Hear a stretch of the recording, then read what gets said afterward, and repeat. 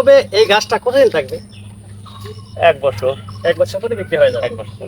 এরপরে যদি কেউ আবার কোনো বাগানে রাখে বা আরো বড় করতে চায়, তাহলে এই টবটাকে আবার চেঞ্জ করবে? এটা আবার চেঞ্জ করতে হবে। কত ইঞ্চিতে দিবে আবার? সেটাতে দেওয়া লাগবে আপনার 8 ইঞ্চি টবে। 8 ইঞ্চি টবে। এটা এখন 6 ইঞ্চি আছে। এটা 6 ইঞ্চি। দেন একটু মাটি দিন।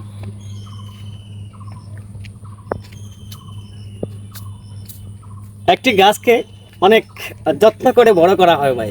একটা নার্সারি মালিক অনেক কষ্ট করে একটা গাছের পিছনে অনেক মেহনত করে, তারপরে কাঙ্ক্ষিত একটা গাছ তৈরি করে আমার মতো আপনার মতো বাগানেদের হাতে তুলে দেয়। এই দেখেন টবে গাছটা কিভাবে লাগানো হয়েছে, আর মাটিগুলা দেখেন, অনেক ভালো মাটি। দেখেন, এই যে দেখেন, এই মাটিগুলো টবের ভিতরে দিলে টবের টবটা শক্ত থাকবে, সবসময় এটা গাছটা তুললে পরে টবের মাটিটা নড়বে না। তো এটাকে কতদিন পরে এখান থেকে সরাবেন? এই যে গাছগুলা এখানে রাখছেন, এই 10-15 দিন পর 10-15 দিন পরে রোদে নিয়ে যাবেন না ডাইরেক্ট জমিতে নিয়ে যাবেন? তার জমিতে।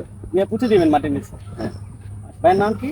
আমার নাম মোহাম্মদ আমিরুল ইসলাম। আমিরুল ইসলাম। এখানে কাজ করেন না নিজস্ব বাগান? এটা নিজস্ব। নিজস্ব আছে। কতটুকু জায়গাতে আছে না সেটা? এটা আছে আপনার 6 বিঘার মতো। 6 বিঘার মতো। কতগুলা চারা উৎপাদন করেন? এখানে আর টপ হবে আরো 10,000। আচ্ছা, আর কুড়ি চারা হবে আপনার 30,000। 20,000। ঠিক আছে, আমিরুল ভাই, ভালো থাকবেন। আল্লাহ হাফেজ।